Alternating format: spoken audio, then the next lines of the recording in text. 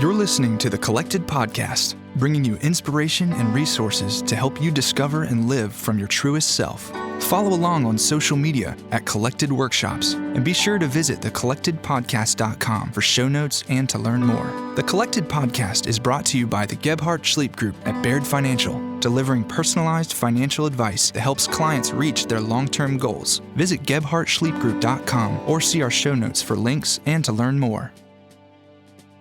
Welcome to Season 2, Episode 5 of the Collected Podcast. I'm Michaela Hooper. And I'm Tia McNelly. I'm Jess Biondo. And we are so excited to share our next guest with you. Her name is Katie Reid, and she is an author. She does a lot of things, doesn't she? She has a lot of things. Yes. You will discover. A podcaster. Yep.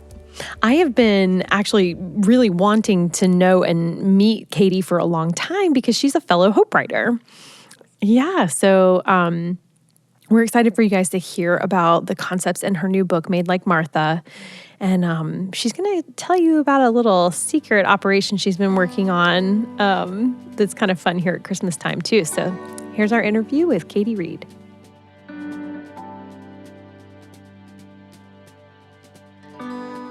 Hi, Katie. Welcome to the Collected Podcast. Hi, guys. I am so glad to be here. Thanks for having me. You bet. You are amazing. I know that you were facing some Michigan difficulties today, and you're coming to us from your car, yeah? Right? That's amazing. Our power went out at 2:30 a.m., and it said it wouldn't come on for 13.5 hours, and we are not to that mark yet. So I'm out here in the car, in my husband's vehicle, and we're just doing this. That's amazing. Wow. Oh, man. Well, we hope you're warm enough, and we do appreciate your dedication. This is so good. Committed. It is. So I was wondering if you could start out by just sharing a little bit about the things that you're involved in right now. What kinds of things do you do on a regular basis? And then how did you know that you were made to do this kind of work? Well, let's see. So I'm a firstborn girl, and I'm an Enneagram 1. Oh, and boy. So, yeah, I'm that typical stereotype, right, of I want to get things done. And so I've always been pretty driven. I knew what I wanted to be, before I went to college, all that kind of stuff. Annoying stuff to some people, right? But, I like to write, but I like to do a lot of things. I don't like to get bored, Right. My husband and I have 5 loud and wonderful kids, so I'm definitely not bored just with that, right? Right. Oh my God. But I love to have creative projects. I've always been that way. My sister wrote this article for our school paper decades ago about a bucket list before that was kind of all the rage. Oh, yeah? And so, of course, I'm making a bucket list. And just to give you a little slice of that, some of the things were make a quilt. Haven't done that yet. Bake an apple pie from scratch. I've done that. And then there were things like sing the national anthem at the Super Bowl. Still haven't done that. But then there was things Do you sing? I do sing. Okay, yeah. good. So we're on the way. But then there were things like record an album, which we did that, or write a book. So all the, I had some things on there like that. And so in 2014, I had blogged for, 4 years, just family stuff. We adopted our 4th child, so it was free therapy to blog about that. But in 2014, on my bucket list, that write a book thing hadn't happened. I'm okay, let's do that, right? Well, I had no idea how much was involved with that.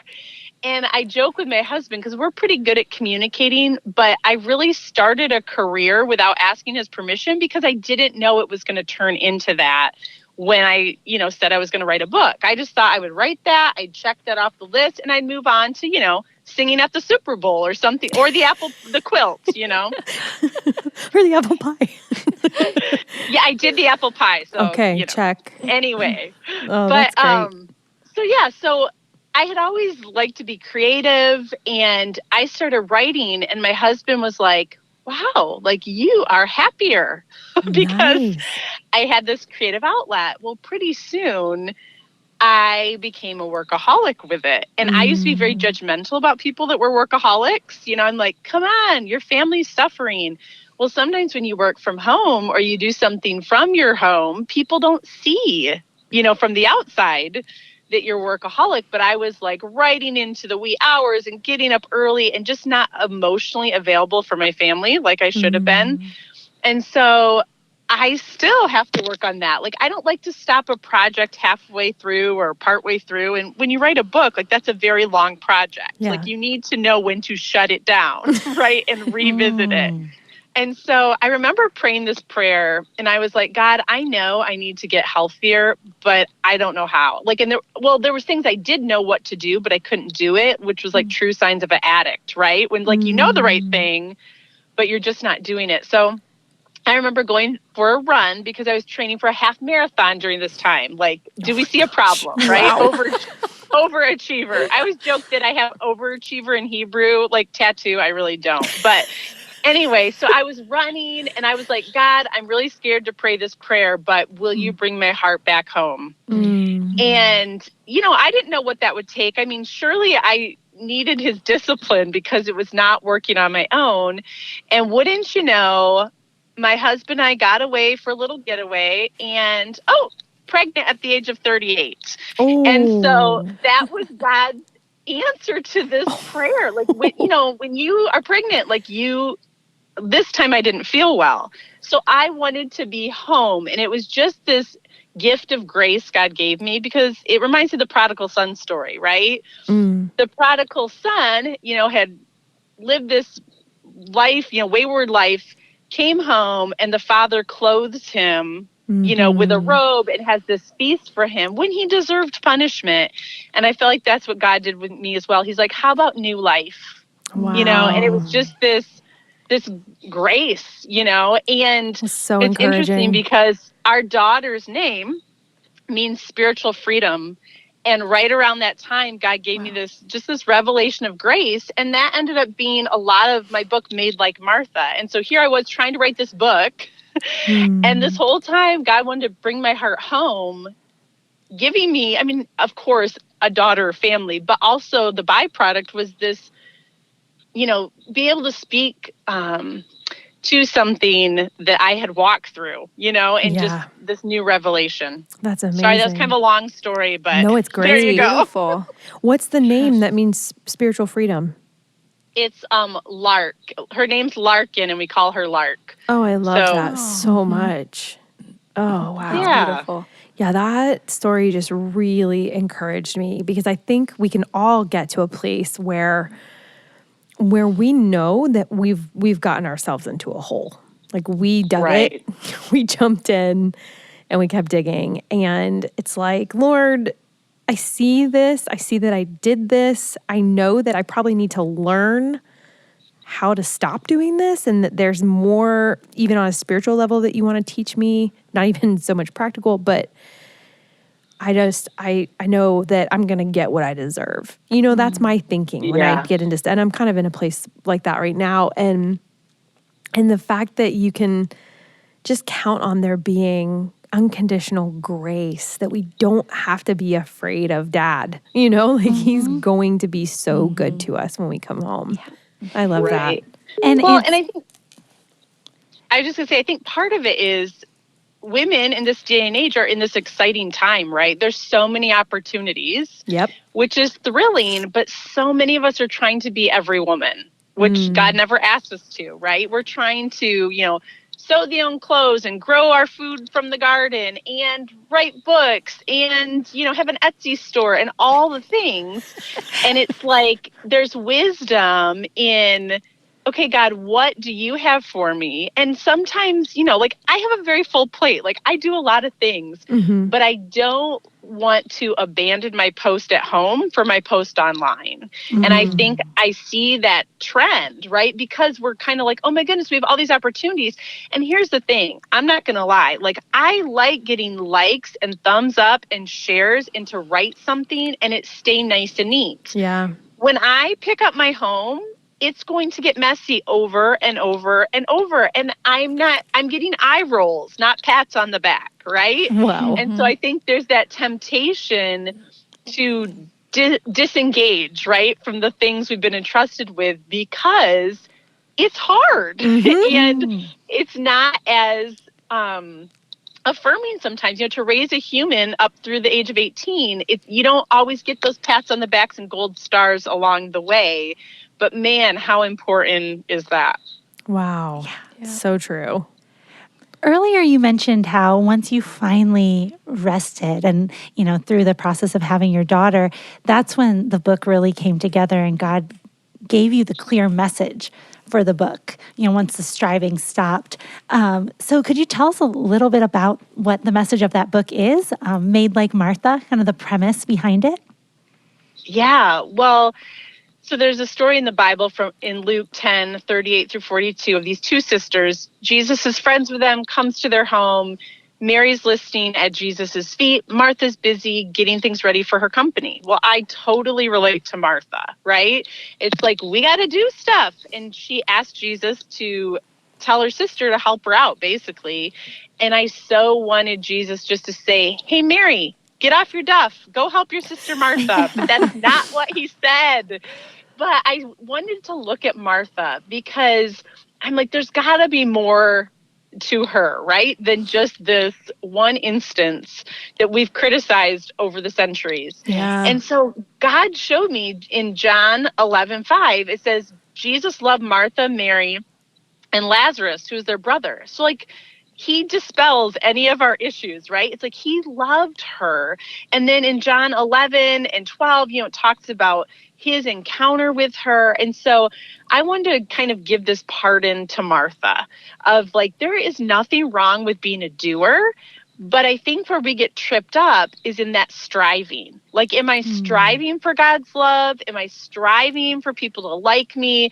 Am I striving to accomplish all these things? Or am I doing those things as a result of thankfulness for what he's already done for me? And so it's an invitation to exchange striving for settledness and panic for peace without compromising your wiring to do and get things done. Because for so long I felt guilty for being wired that way. Yeah. But God showed me, listen, there's nothing wrong with doing that. But, we can even sit down within, even when our hands are busy, when we know who God is and who we are in light of him. And so really the other part of it is I was living like a slave to God. I've got to do all these things or he's going to be mad. I've got to check off all these things or I'm not worthy. And in Christ, if we have faith in Christ and he died for our sins, rose again, we are worthy because he is worthy, not because we're so good in of ourselves. We're sinful, right? We're fallen apart from him. But when we know how loved we are, that we are daughters, beloved daughters, and then we can serve from that place of peace and a response to his love, not trying to earn his love. And that was a huge shift for me. Yeah.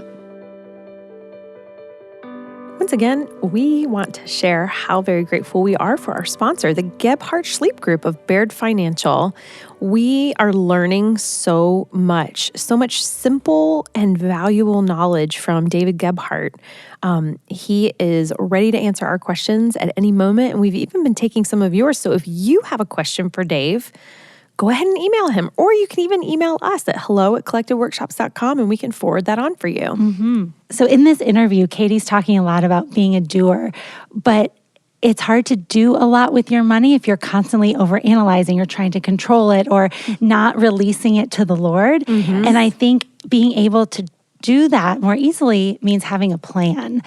And I know as a more controlling person that when I have a plan and I know what steps to take, it's easier for me to release that control and to let God use my resources in whatever way that he sees fit. She also talks about being intentional in her interview. And I think that ties into every aspect of our lives. For and sure. so being intentional with your finances behind the scenes, like where we tithe or how we invest, is really important. And it then pours into every other aspect of life. Yeah. So give Dave a call. Absolutely. And we know without a shadow of a doubt that he will be able to speak into your budget, your finances in a way Yeah. that will help you to be intentional Yeah.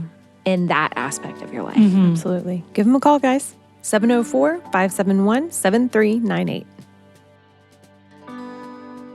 I love that you mentioned the prodigal son, because I think he went home, and I think a lot of times there's fear in that, like I'm sure, I would imagine he was hesitant, but when he came home, there was such a response that he couldn't help but just settle in, like he couldn't help but be embraced. And I think that's how beautiful God's love is for us, is when we're able to just settle in. And you use that word, like being settled. It's powerful when we're able to do that, and we're able to just find rest in our identity in the Lord. And I love that you give attention to Martha, because I think she gets forgotten a lot. Yeah. In the midst of that Right. story. So You have a sister, Martha, don't you, Michaela? I do. Is she a Martha? Martha and Mary. Yep. Oh, yeah, you had Mary? That's Yep. right. Yeah. And they were very much Martha and Mary. That's awesome. Yep. So That's great. what are go ahead. I was going to say, I have a sister, Mary, and a sister-in-law, Martha, but they're actually the opposite of their names. Oh my funny. gosh. That's great. That's great. What are some other projects that you're working on right now that you'd want to share with our listeners? Well, because it's Christmas time, right? Yes. Holiday season. So I have been working on something for fun, which, like I said, I'm an Enneagram 1, but in health, 1s lean towards 7, right? Which are the fun ones. Our Michaela's a 7. That's what I am. Woo, that is so fun. So I started this summer writing a Christmas rom-com. I love that. And I haven't written fiction before. I'm dabbling, but I just finished it last Monday. And it's about, so there's a town in Michigan called Frankenmuth, which is this Bavarian village, and it has the world's largest Christmas store. Like, that sounds made up, but that is all true. Oh, yeah, I've been there. I mean, that's straight out of a Hallmark movie. Come on. It is straight up. And so we visited this summer. I had been there years and years ago, but my husband, who's like from this area, had never been. My kids had never been. And when I was there, I'm like, surely someone has written, a movie or a book about this place. Like, it's just Hallmark-esque. And so I got home and I started writing this book of this 30-something that, tried to do this community art space in the city, and it didn't work out. She has to come home and use her art degree by painting ornaments, and she's very angsty about Christmas. Perfect. And so anyway, it's called A Very Bavarian Christmas. And anyway, my hope and prayer is that it will be published and maybe come out by next year, but I would love for it to be a movie. Wouldn't that be fun? Yes, Hallmark. it is made. I mean, Hallmark. like, it's screaming Hallmark for sure. Right? Hallmark, if you're listening, I feel like I have a That's right. Hallmark person in my contacts, so I'm going to have to work this out. That's amazing. Oh, I love it. And I love that you're just doing something for fun, Oh, it's been so good for my soul. I had some disappointments in my work life this fall, and it was like, whoa, what is happening? I don't like the limbo waiting stage. I mean, I don't know many people that do, but God has really been working on my heart of just like, working on some idols I had, and just like, where are you putting your hope? And so to do something just that was light and fun was just so good for my soul. And just to have open hands, like, I have hopes and dreams for this for sure, but like, God, what do you want to do, with this? And so I'm spiral bounding a couple of them for Christmas gifts, and some people ordered some. And so it's like, we're just gonna see how it plays out. That's so great. Do you have a signature ornament to go with it? Well, I'm going to, right? I mean, yes.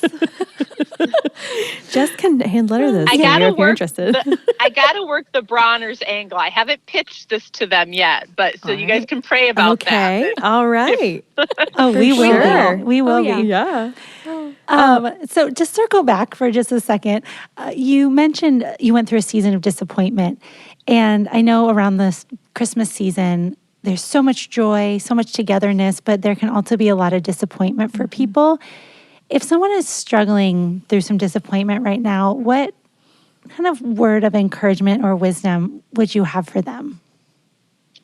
Well, I think, first of all, it's okay to feel that, right? I think sometimes when we're this festive season, we're like, what is wrong with my soul? Like if I'm sad or that kind of thing. So I think to acknowledge it, we adopted our fourth child, but we had a failed adoption attempt once it happened like in November. And so that Christmas was awful, right? I mean, and I remember my sister-in-law had made me this baby blanket and I opened it on Christmas and she knew, I mean, it hadn't worked out, but it was kind of like a by faith, like this is going to happen.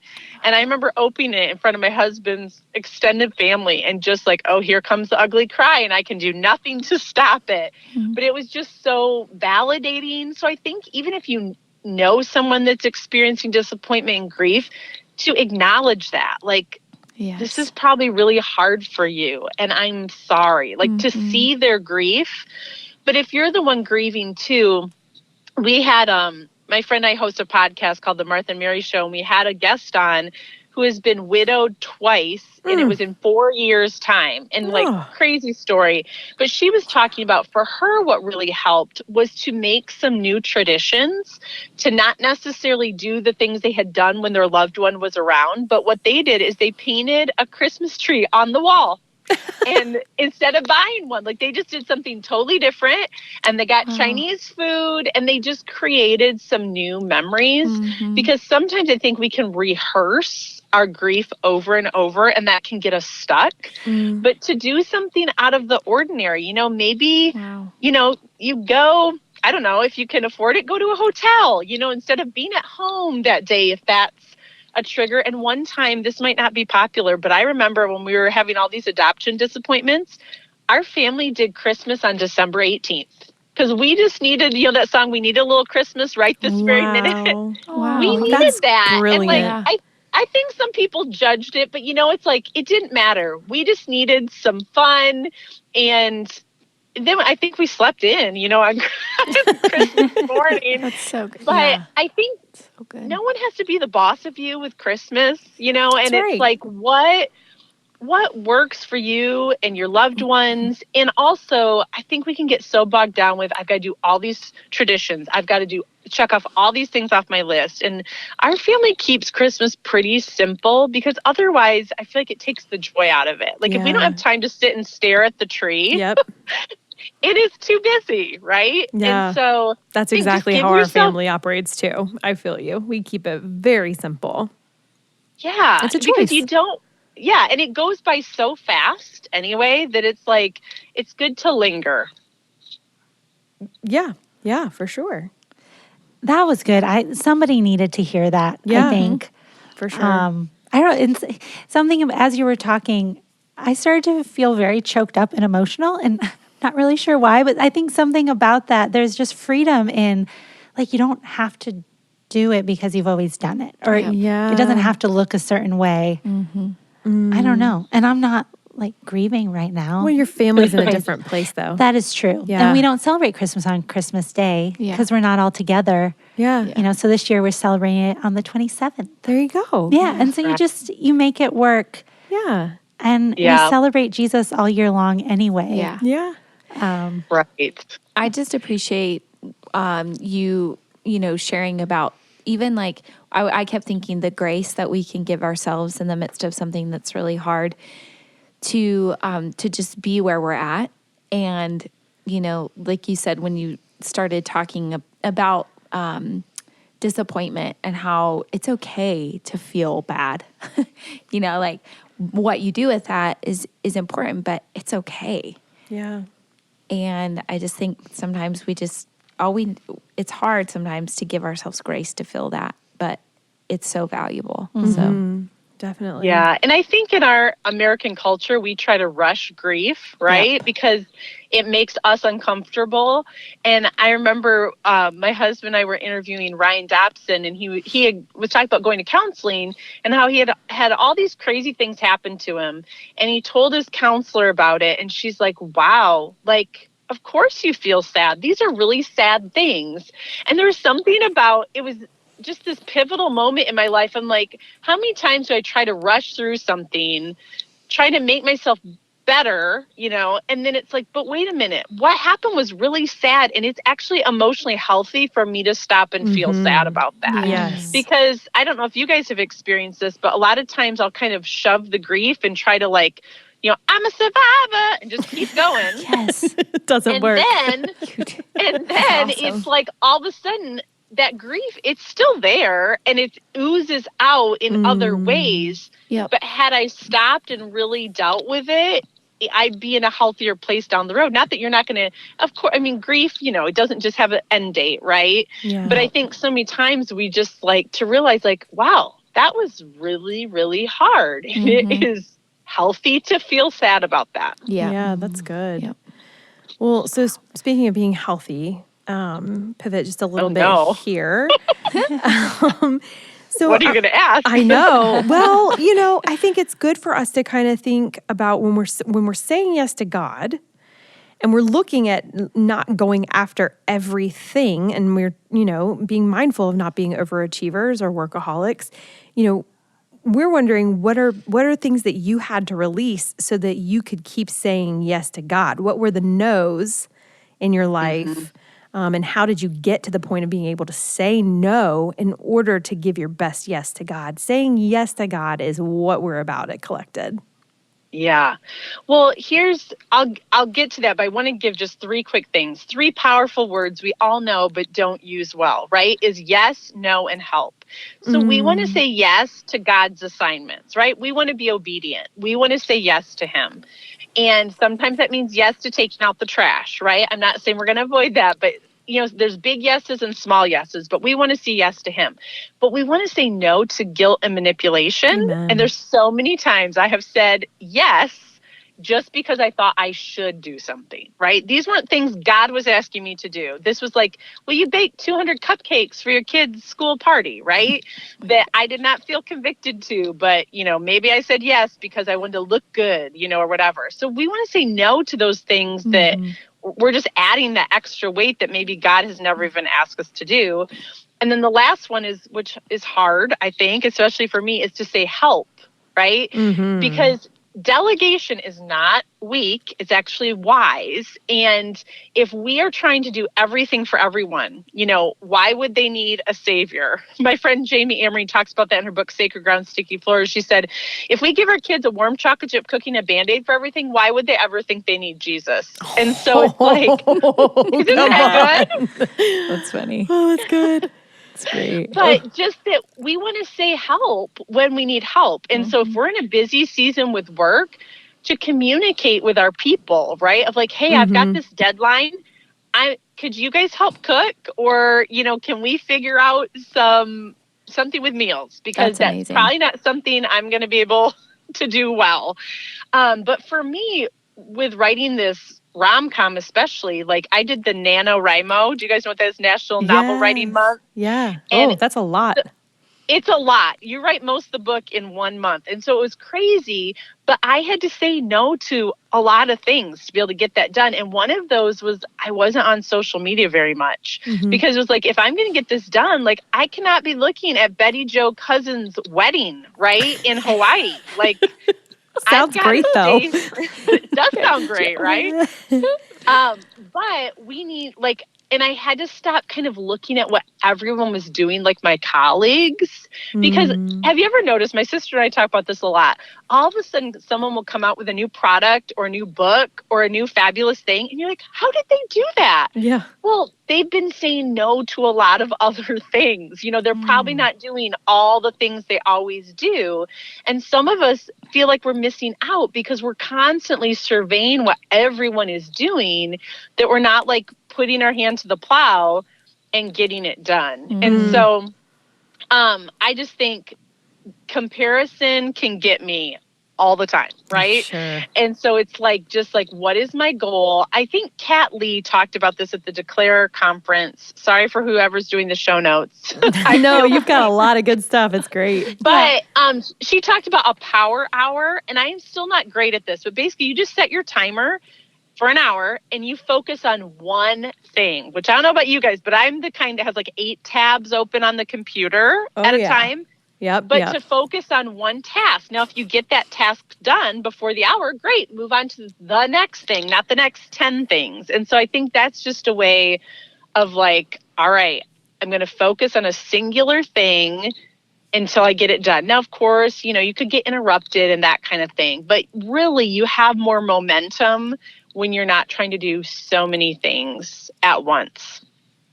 That's so good. So that was an amazing practical way for our listeners to just hone in on the things that are right before them. Do you have any other resources, like practical resources for our listeners?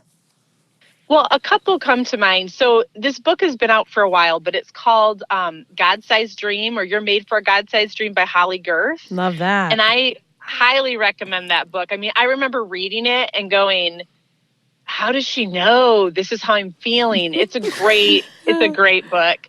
And then also, if you're a writer, T and I are part of Hope Writers, and they have what's called Tuesday Teachers, and I've learned a lot, goodness. from them as well. But the other thing is, and I can share the link with you guys, but I have something called the All Done Calendar. And for me, as a Martha, I'm always looking at, I'll make a to-do list of 25 things, right? And do I ever get those 25 things done in one day? No. So I developed this thing called the All Done Calendar. It's just a really simple thing where you, at the end of the day, or you could do it the next day, you just write down a few things that you actually got done. So you're not putting things to do. You're looking back at the day and be like, hey, I cleaned half the bathroom. I'm writing that down. Or that's great. Or I sent out an email to my subscribers. I did that. I'm writing that down. And so then all of a sudden, instead of fixating on all that's left to do, you're celebrating what's already been done. So at the end of the month, you can look back on all these things you've written down and feel really good about that. Katie, that was designed for this 3. This Enneagram 3 needs the All Done Calendar. I'm going after that. That's great. Well, it just flips the script, right? Instead of always feeling behind, it's like, whoa, look at all this. And then if you did it every month, you'd have 12 of these sheets where you could be like, thank you, God, for helping me accomplish these things. And of course, there's always going to be more to do, right? But I think so many times we just rush to the next thing instead of looking back, taking a deep breath and saying, wow, thank you, God. That's so good. Katie, this has been amazing. And before we let you go, do you have a final word of encouragement for our listeners? This episode is actually dropping on December 26th. A little behind the scenes for our listeners. We're recording this before Christmas. We are not actually recording the day after Christmas. We're with our families. But as they head into the new year, what encouragement or wisdom or anything do you have for them? Well, I'm picturing, so December 26th, I'm probably feeling like ready to tackle something else because I'm just weird like that. Nope, I get it. But I think I've done the one word, like New Year's resolution thing for several years. And what I love about that, you pray, ask God to give you one word to focus on for that year. And to me, that's like somewhat attainable, right? To remember one thing, of just to have that focus. 2 years ago or 3 years ago, my word was daughter. And that was the time I wrote the book. And God just taught me about what daughter means. Now, for full disclosure, there's sometimes I've forgotten what my word was and not done anything with it. But to me, God has great things he wants to do in, through, and around you. And I think so many women, we can make so many excuses to not do the thing God is asking us to do, right? But I do this, I know I have this other name called Inspiration Doula, and I do this coaching, and I love to help people take the next step toward their God-given dream, their God-given purpose, because the world needs your words, your product, your kindness, your friendship, whatever that is for you. Like, the enemy of our souls wants us not to offer our thing, right? Yes. But just real quickly, I want to just paint this picture. So let's all pretend we're in a desert. And there's a long line of people, like as far as I can see, and they're all waiting at this well, and they're there to get water. And so they're waiting, and you're there kind of apart from the crowd. You have like this stock pot or like this soup pot of cold water and a ladle. Your job is to go up to the people in line and offer your water. Now, some of them might ignore you. Some might say, oh, no, thanks, I'm waiting for this well. But your job is just to offer the water. What they do with that is up to them. But I think at the end of time, we're all going to be held accountable for, did we offer the water God had given us to others to refresh them? And so it's not to make you feel guilty, but it's like you have something other people need. And we don't want to be selfish with that, right? We want to offer it because it can make all the difference in someone's life. That is so great. Massively encouraging for me. Thank you. So wise. Katie, thank you so much for coming on the show. We will link to, sorry, Jacob, can you cut that out? Katie, thank you so much for coming on the show. Before we let you go, can you tell us where people can find you? Well, first of all, thanks for having me. You guys are great, and you are definitely offering your water to people. So thank you for doing that with the podcast. Thank you. People can find me at katiemreid.com, and Reid is REID. So katiemreid.com, and I'm on Instagram. I'm Katie_M_Reid, or you can look up Katie M. Reid on Facebook. My husband and I do a live marriage show called Stop Hammock Time on Wednesday nights at 9 p.m. Eastern. And it's quirky and funny, and we often talk about what we call #it. So just giving you a warning about that. But katiemreid.com is probably the best place, and there's all sorts of things there, and love to encourage people. And if there's any way I can encourage your audience more, just have them reach out, and just thankful for you guys. This has been lots of fun. Oh, thank you, Katie. We will link to all of that in our show notes, and we hope you have a happy new year. You guys too. Thanks so much. I loved everything Katie had to say about dealing with disappointment or grief during the holidays. Yeah. I think there was such power in that truth of like allowing yourself to feel how you feel and not having to do things the way you used to. I know it's after Christmas now, but still even headed into the new year and thinking about what is to come, next year. And I think those principles can be carried out in any season we're in. Oh, absolutely. Like this next year doesn't have to look how the past year looked. Right.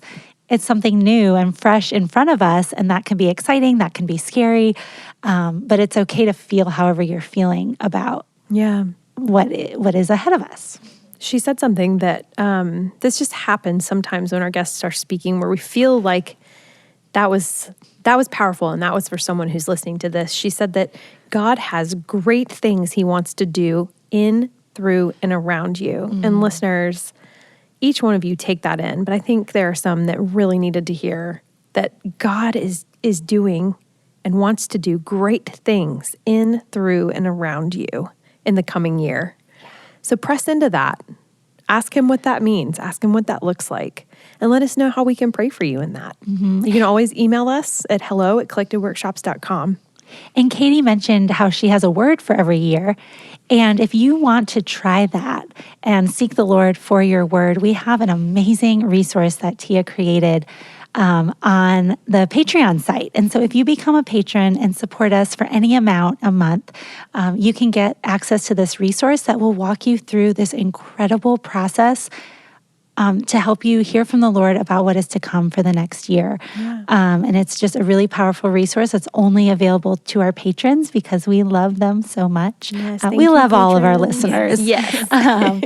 But the truth is we can't do this without financial support. Yeah. And having a podcast actually costs money, which is something that I don't know that people realize. And so when we have folks like you that come around us and say, we agree with what God is doing through you, and we're going to put our money on that, that means everything to us. That is fuel for our fire to know that there are people who are willing to give us actual dollar bills Yes. in support of what we're doing. So we thank you and we appreciate you. And just to be clear, we love all of our listeners equally. Yes, absolutely. We just give a few extra resources to those who pay us. Well, and I love what Katie said, that, we're putting our ladle of water out there. Yeah.